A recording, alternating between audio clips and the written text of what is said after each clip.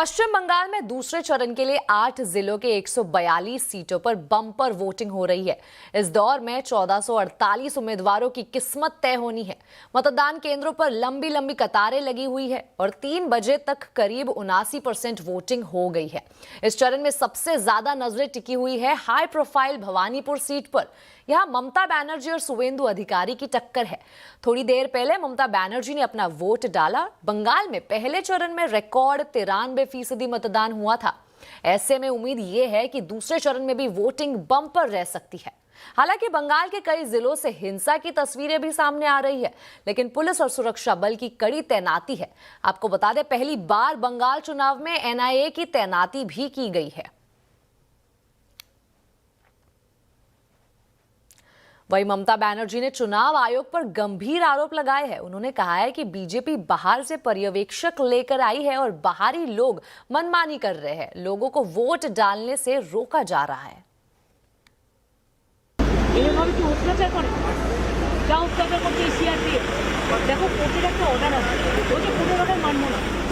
আমরা contempt of কোর্টের notice দিয়েছি, তা সত্ত্বেও কতগুলো অবজারভার এসেছে বাইরে থেকে, বিজেপি যা বলছে তাই করছে। তুমি চক্রবেড়িয়ে গিয়ে দেখেছো, আমাদের সব পোস্টার খুলে দিয়েছে। সব এইভাবে ভোট হয়, ভোট তো মানুষ দেবে, পুলিশ দেবে না, সিকিউরিটিও দেবে না। আর কয়েকজনকে নতুন নিয়ে এসছে, তারা যা ইচ্ছে করে যাচ্ছে, টেরোরিজম করছে এলাকায়, এরপরে তো চলে যাবে। वहीं आज वोटिंग के दिन दिग्गज भी मताधिकार का इस्तेमाल करते नजर आए। टीएमसी नेता अभिषेक बैनर्जी, महुआ मोइत्रा, सौरव गांगुली, मिथुन चक्रवर्ती समेत कई वीआईपी वोटर्स ने लाइन में लगकर वोट दिया है। बंगाल में दूसरे फेज की वोटिंग के दौरान छिटपुट हिंसा और ईवीएम में गड़बड़ी के भी आरोप है। भवानीपुर बूथ के पास बीजेपी प्रत्याशी सुवेंदु अधिकारी पहुंचे तो उन्हें तृणमूल कांग्रेस के कार्यकर्ताओं ने घेर लिया। सुवेंदु अधिकारी ने इसकी शिकायत चुनाव आयोग से भी की है।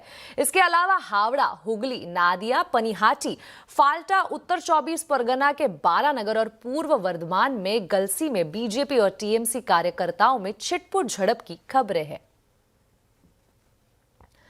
प्रधानमंत्री नरेंद्र मोदी ने यूपी के हरदोई में बंगाल चुनाव को लेकर एक बड़ा बयान दिया है। उन्होंने कहा है कि बंगाल में भयमुक्त और भारी मतदान हो रहा है। पिछले 6 से 7 दशकों से ये कल्पना से परे था। बंगाल में इस समय दूसरे चरण का मतदान हो रहा है और जो खबरें आ रही हैं उनसे पता चलता है कि बंगाल में भारी मतदान हो रहा है। पहले चरण की तरह ही जनता वोट देने के लिए बड़ी संख्या में घरों से निकल रही है। पिछले 6-7 दशक में जो नहीं हुआ, जिसकी कल्पना भी मुश्किल थी, वैसे निर्भीक वातावरण में बंगाल में इस बार वोटिंग हो रहा है। 5 राज्यों में किसकी बनेगी सरकार? बंगाल में बीजेपी मारेगी बाजी या ममता रहेंगी जारी? चुनाव नतीजों से पहले सीएनबीसी आवाज पर देखिए मेगा एग्जिट पोल, शाम 6:57 से लगातार। अब आपको बता दें, आज प्रधानमंत्री नरेंद्र मोदी ने वाराणसी में बाबा विश्वनाथ के दर्शन किए। उन्होंने गर्भगृह में 20 मिनट तक पूजा अर्चना की। 5 पंडितों ने उन्हें पूजा कराई, माला पहनाई और त्रिपुंड लगाया। पीएम मंदिर से बाहर निकले तो बीजेपी नेताओं ने उन्हें त्रिशूल और डमरू भेंट किया। इसके बाद प्रधानमंत्री ने त्रिशूल उठाकर लहराया। पीएम मोदी 24 किलोमीटर लंबा रोड शो करते हुए बाबा विश्वनाथ के मंदिर पहुंचे थे। मंदिर के गेट पर 108 बटुकों ने शंखनाद के साथ पीएम मोदी का स्वागत किया। मंदिर में पीएम मोदी बच्चों से भी मिले और उनसे बातचीत भी की। वहीं आज उत्तर प्रदेश के लिए बेहद खास दिन है। प्रधानमंत्री नरेंद्र मोदी ने यूपी को 594 किलोमीटर लंबे गंगा एक्सप्रेसवे की सौगात दी है। हरदोई की धरती से पीएम मोदी ने मेरठ से प्रयागराज तक गंगा एक्सप्रेसवे का उद्घाटन किया है। आपको बता दें, ये एक्सप्रेसवे न केवल यात्रा को तेज करेगा और आसान बनाएगा, बल्कि उत्तर प्रदेश के 12 जिलों और सैकड़ों गांवों को सीधे जोड़ते हुए आर्थिक गतिविधियों को नई रफ्तार देगा। खास बात यह है कि इस एक्सप्रेसवे पर गाड़ियां ही नहीं बल्कि आपात स्थिति में लड़ाकू विमान भी उतर सकेंगे। ऐसे में यह प्रोजेक्ट सुरक्षा, सुविधा और तरक्की तीनों का संगम बनकर उत्तर प्रदेश की तस्वीर बदलने की क्षमता रखता है। गंगा एक्सप्रेसवे को 37,000 करोड़ रुपए की लागत से बनाया गया है। इस पर 120 किलोमीटर प्रति घंटे की रफ्तार से गाड़ियां दौड़ सकेंगी और 12 से 13 घंटे का सफर सिर्फ 6 से 7 घंटे में पूरा होगा। मुझे खुशी है कि यूपी सरकार ने इस एक्सप्रेसवे का नाम मां गंगा के नाम पर रखा है। इसमें विकास का हमारा विजन भी झलकता है और हमारी विरासत के भी दर्शन होते हैं। मैं यूपी के करोड़ों लोगों को गंगा एक्सप्रेसवे की बधाई देता हूं। बढ़ते अगली खबर की ओर। डिजिटल अरेस्ट मामले में व्हाट्सएप ने सुप्रीम कोर्ट में हलफनामा दायर किया है। कंपनी ने जनवरी महीने में डिजिटल अरेस्ट से जुड़े करीब 10,000 अकाउंट बैन किए हैं।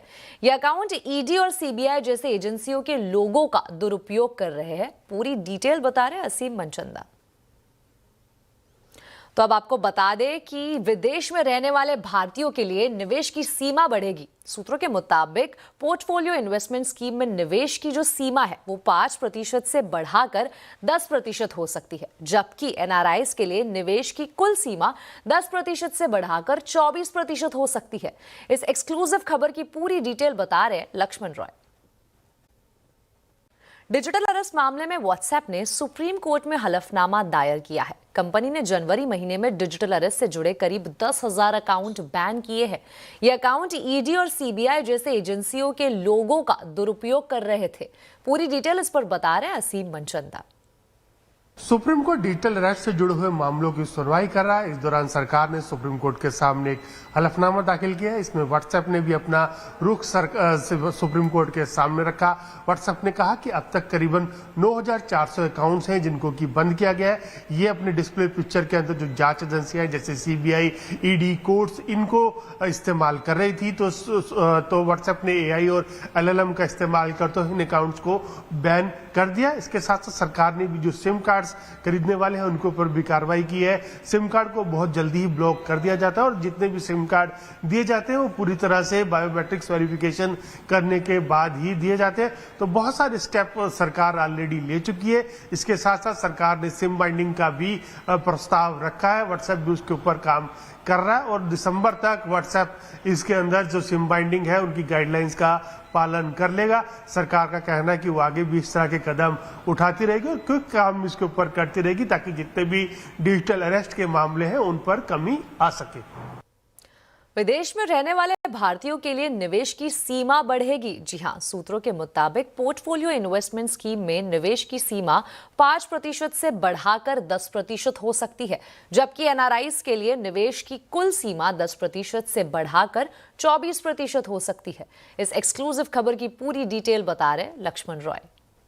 दरअसल मुझे जो सूत्रों से जानकारी मिली है उसके मुताबिक विदेश में जो भारतीय रहते हैं, जिसको PROI भी कहते हैं और कुछ लोगों को NRI भी कहते हैं, और इन दो तरीके के जो भारतीय होते हैं वो भारतीय शेयर बाजार में बहुत निवेश करते हैं विदेश में रह करके भी, लेकिन अभी उनके निवेश की सीमा होती है। मिसाल के तौर पर अगर वो पोर्टफोलियो इन्वेस्टमेंट स्कीम यानी PIS के जरिए भारतीय शेयर बाजार में निवेश करते हैं तो अभी वो 5% तक निवेश कर सकते हैं। तो जो मुझे सूत्र बता रहे हैं इस निवेश की सीमा को सरकार दोगुना करने जा रही है, 5% से बढ़ा करके 10% कर देगी और उनका जो टोटल निवेश होता है इस PIS के साथ साथ बाकी सब निवेश उसकी उसकी टोटल सीमा भी सरकार तय कर रखी है 10%, तो 10% को बढ़ाकर सरकार यहाँ पे 24% कर देगी। यानी जो बाहर रहते हैं, भारतीय विदेश में रहते हैं, वो भारतीय शेयर बाजार में ज्यादा निवेश कर सकेंगे, और जिन लोगों ने पहले से निवेश कर रखा है, जो सीमा के करीब पहुंच चुके हैं, उनको और पैसा लगाने के लिए रास्ता खुलेगा। यानी मजबूरन उनको यहाँ शेयर बेचने नहीं पड़ेंगे, चाहे हो तो ज्यादा पैसा यहाँ पे लगा सकते हैं। और इसके पीछे मकसद ये है कि जो फंड आउटफ्लो हो रहा था रुपए की कमजोरी की वजह से, उस फंड आउटफ्लो को रोका जाए, फंड इनफ्लो को बढ़ाया जाए। और बता दूं कि इसके लिए वित्त मंत्री ने बजट में ऐलान किया था कि हम सीमा बढ़ाने वाले हैं, लेकिन अभी तक इसका नोटिफिकेशन जारी नहीं किया गया था, क्योंकि वैसे हालात थे नहीं, वैसी जरूरत थी नहीं। लेकिन अब सरकार के लिए जरूरत बन गई है पिछले कुछ महीनों के हालात को देखते हुए, इसलिए फटाफट इस प्रस्ताव पर वित्त मंत्रालय, department of economic affairs, SEBI, RBI के बीच कई दौर की बैठकें हुई और फाइनली इस पर अंतिम सहमति बनी है और बहुत जल्द इसका नोटिफिकेशन जारी किया जा सकता है। चलिए बढ़ते हैं अगली खबर की ओर। अमेरिका और ईरान के बीच बढ़ते तनाव से ग्लोबल मार्केट में खलबली मची हुई है।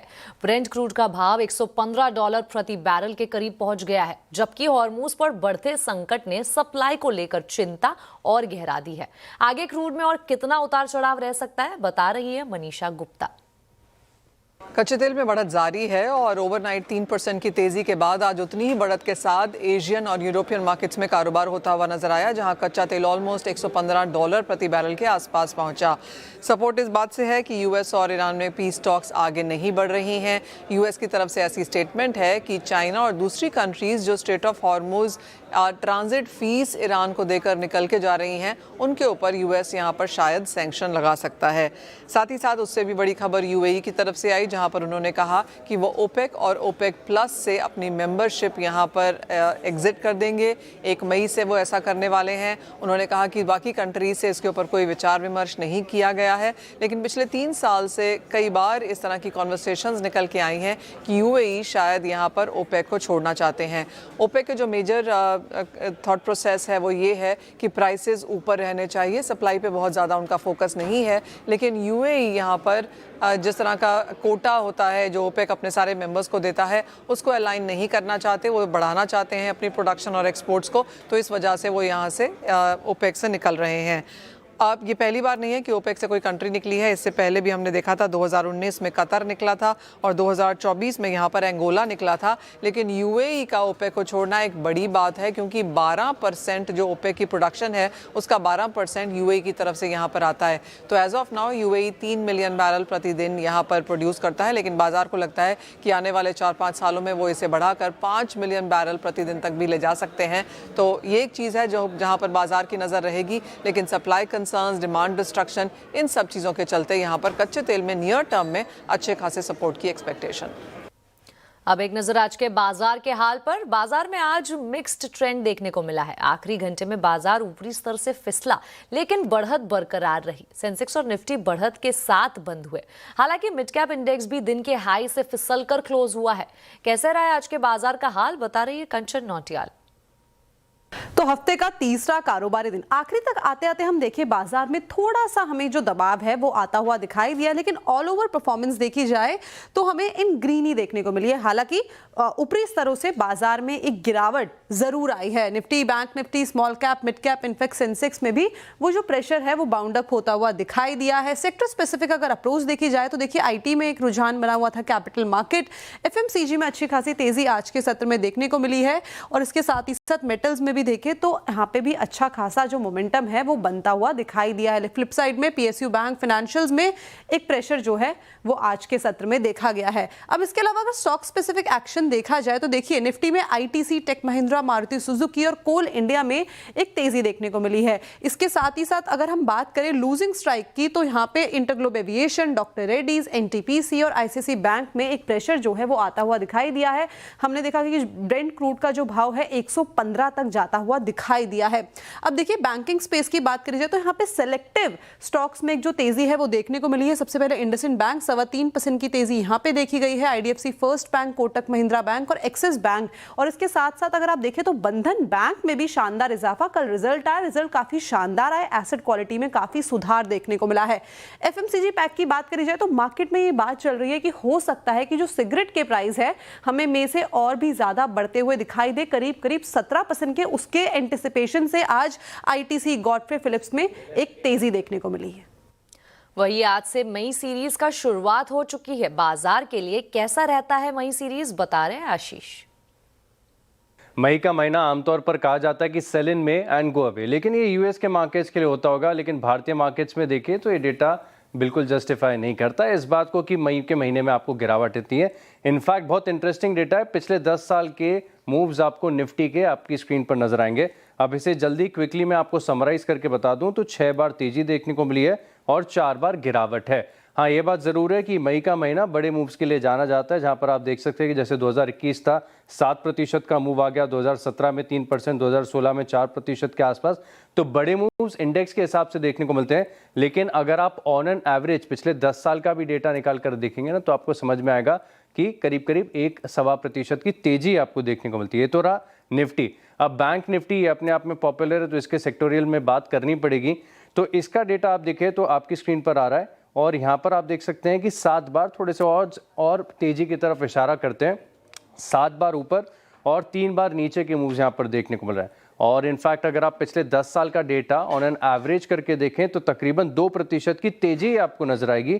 लेकिन सबसे खास बात यह कि स्मॉल कैप और मिड कैप पर आप फोकस ज़्यादा करेगा, क्योंकि मिड कैप का डेटा तो और इंटरेस्टिंग नज़र आ रहा है, जहाँ पर निफ्टी के मुकाबले आपको ज़्यादा वॉलेटिलिटी और ज़्यादा बड़े मूव्स नजर आएंगे। जैसे मिसाल के तौर पर आप देखें 2025 पिछले साल 6% की तेज़ी आ गई थी, 2023 में अगेन 6% के मूव्स थे, 2021 में फिर 6.5% की तेज़ी थी।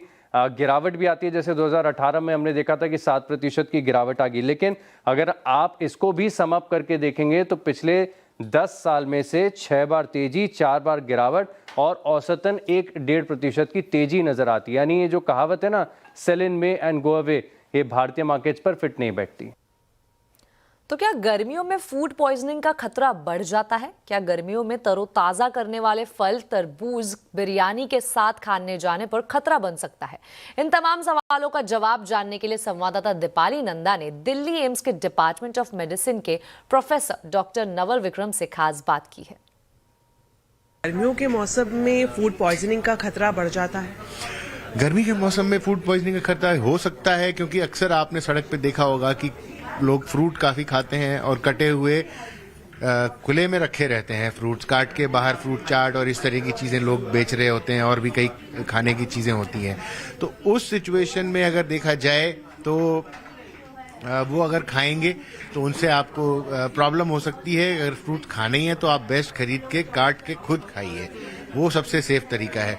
दूसरा है कि अगर खाना बहुत देर गर्मी में खास तौर से जितनी ज़्यादा गर्म टेम्परेचर है उसमें जल्दी से फूड में जो बैक्टीरिया हो सकते हैं वो ग्रो कर सकते हैं अगर हैं तो खाना जो है बहुत लंबे समय तक अगर बाहर रखा है तो उसको ना लें, क्योंकि जितना लंबे समय तक रखा खाना खाएंगे उसमें ज़्यादा बैक्टीरियल ग्रोथ होने का रिस्क है और फिर उससे आपको फूड पॉइजनिंग भी हो सकती है। सर, लास्ट क्वेश्चन मेरा यही कि हाल फिलहाल में हम इस तरह के मामले देख रहे हैं, खबरें देख रहे हैं। रिसेंट इंसिडेंट हमने देखा मुंबई में, जहां पर एक परिवार ने जो जानकारी मिली है कि तरबूज और बिरयानी खाई। क्या ये कॉम्बिनेशन आपकी जान पर खतरा साबित हो सकता है या फिर कुछ और वजह हो सकती है?